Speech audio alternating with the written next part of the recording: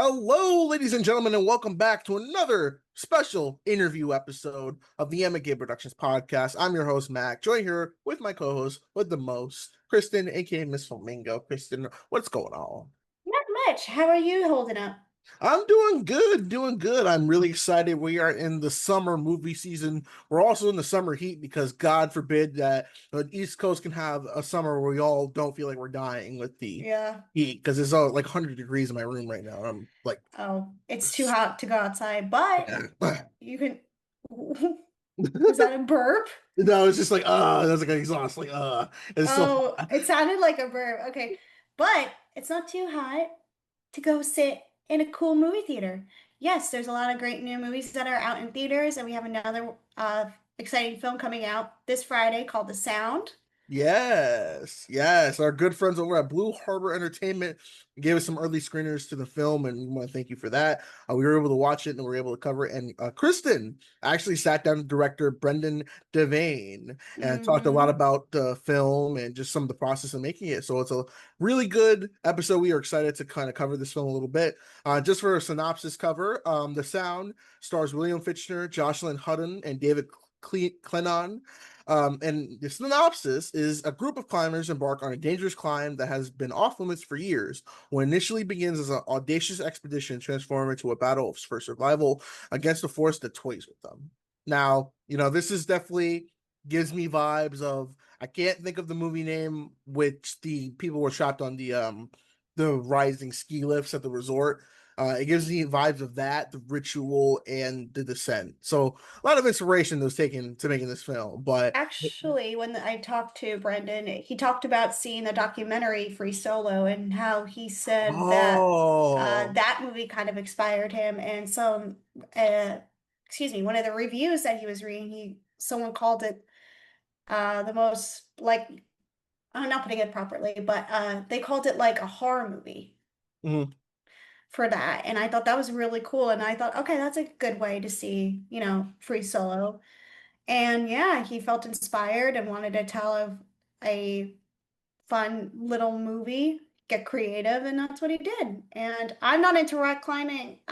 Told him I like the ground, I'm not into rock climbing. I'll go on a nice walk or hike, but nothing too high. I don't like heights. I mean, are you into rock climbing, Mac? No, just no. Yeah, I don't even do rock climbing when I go to like the little gyms over there or like the trampoline park. Yeah, that's what I don't do either. I don't keep me on the ground, you know? But no, that's interesting. You mentioned Free Solo because I believe that is like one of the most famous rock climbing movies like of all time. Actually, it's like Yeah, that's what, next to that, like 127 hours. Those are like the two most famous ones.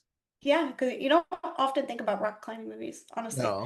No, So he did it. He made a thrilling rock climbing movie, and I'm happy we got to talk and connect with him. yeah, and the film is it's pretty fun. I like William Fichtner. If you don't know, he's a really talented actor. I think he did a good job in this role and supporting cast as well. The horror was pretty solid. I think that I don't really see a lot like when we think of like rock climbing and horror, you don't really think those two would go hand in hand, but it's like something that's like it's not impossible because if you look at something like Sen, which is like one of my all-time favorite horror movies, they Hmm. use cave diving and spelunking as like a horror element. So the next natural thing would be taking that and just making it a top side. Yeah, definitely. Without further ado, let's jump into our interview with Brendan. Making it to the top is not worth your life. It's just not worth it.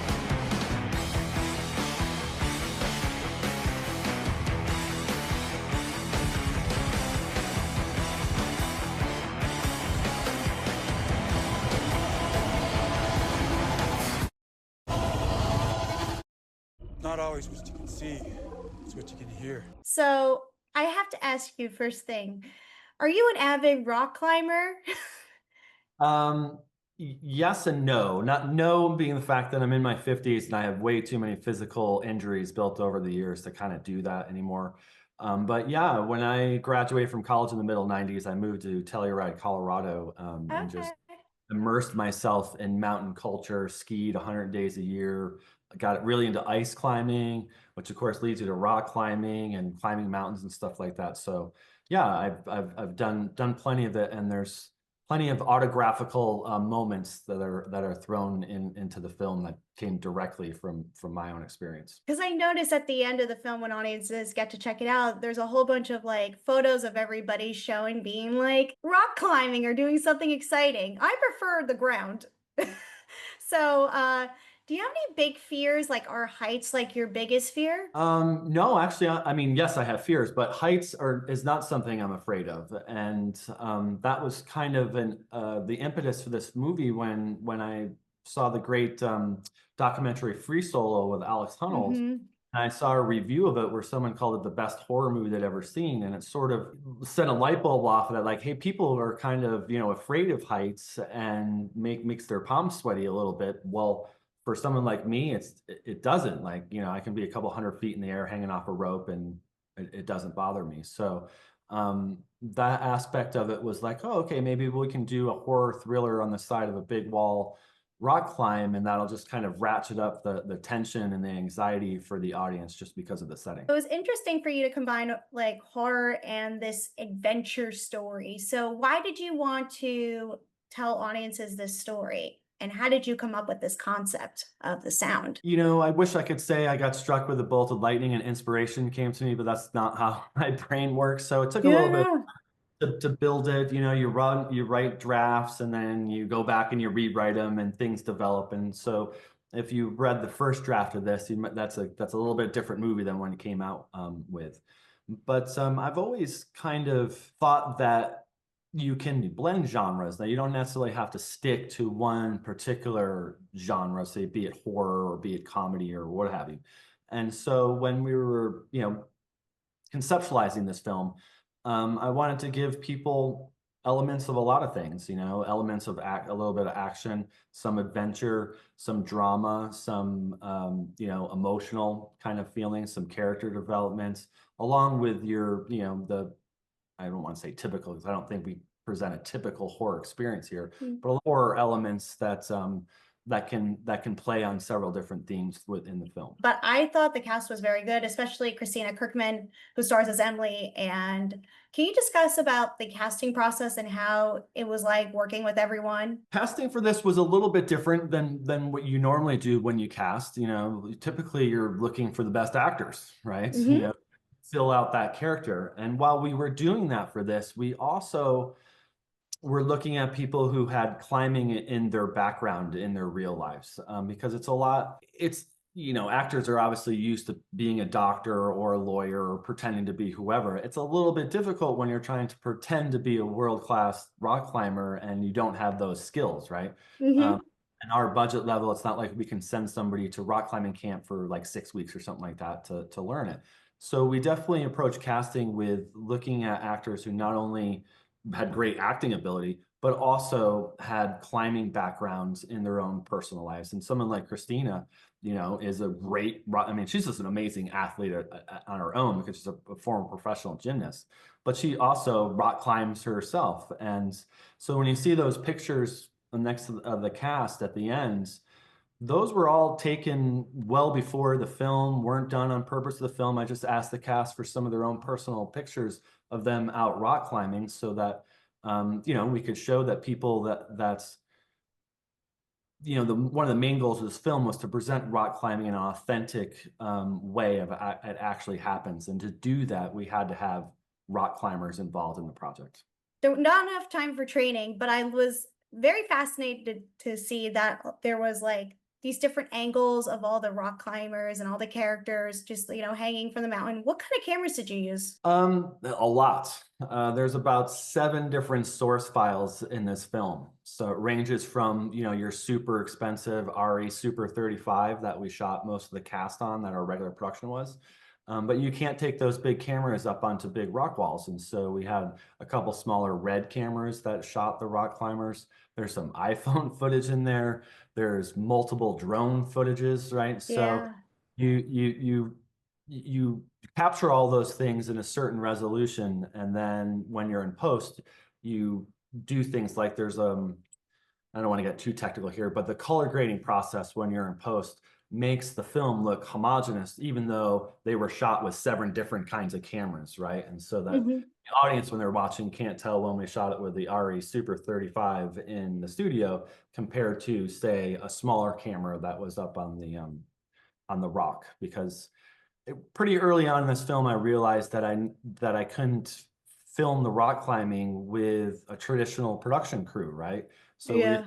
we made 2 movies at once. We made a rock climbing movie with a rock climbing specific film team and professional rock climbers, and then we shot the cast with inside a LED volume stage Yeah.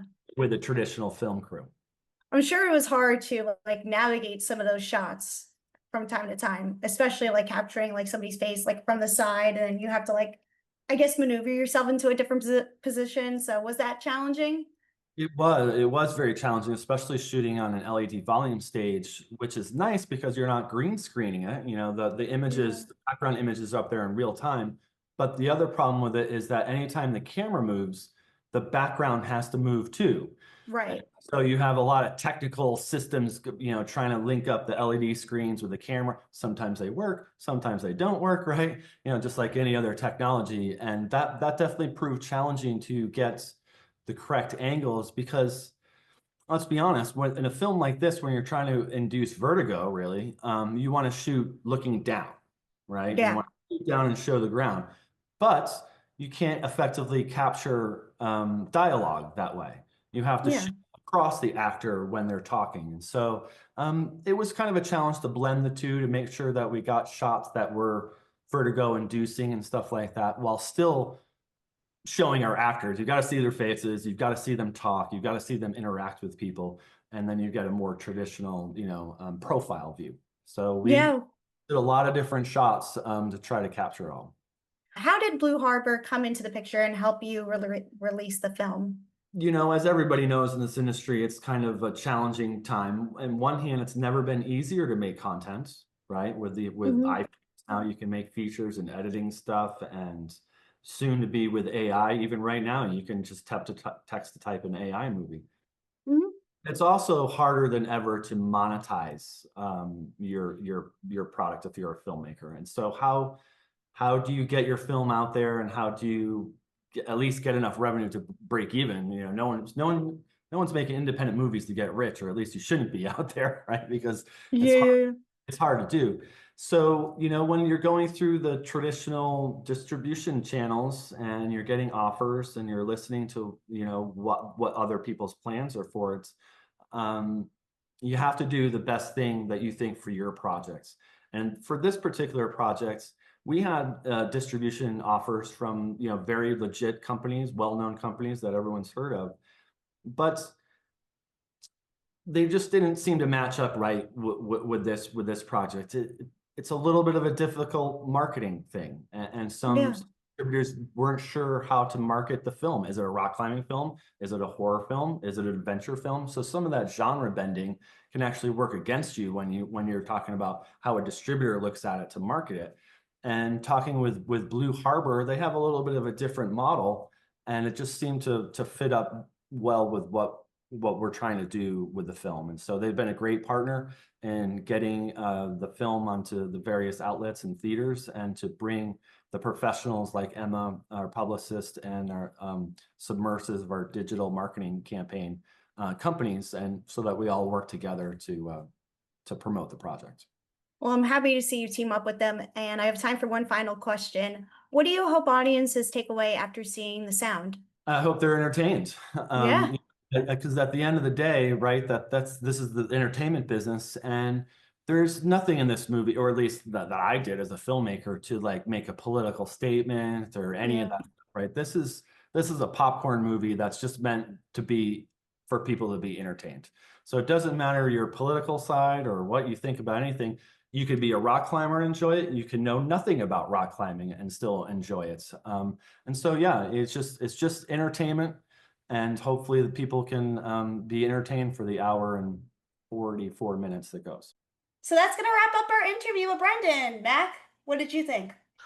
Pretty good, Kristen. You're a natural interviewee. You're better at this than I am, because I get flustered and I say a lot. But you are very calm and composed. And Brendan had a lot of great, like points and talking points. I'm excited to see what he has next. And I hope you all get to check out The Sound, which hits theaters on June 27th. So what we have next time on the next episode of the podcast, we're going to be doing a double movie feature. We're finally going to get around to talking about Thunderbolts Asterisk, and yes, I will be running that joke for the next podcast, so stay tuned for that. But we'll be also combining it with another summer blockbuster, as we're going to go over one of my most anticipated films of the year, 28 Years Later, aka took 18 years long enough for this to come out. So I'm pretty excited. Those are two films that we've seen, and with 28 Years Later, I know, Kristen, you got some things to say about the online community.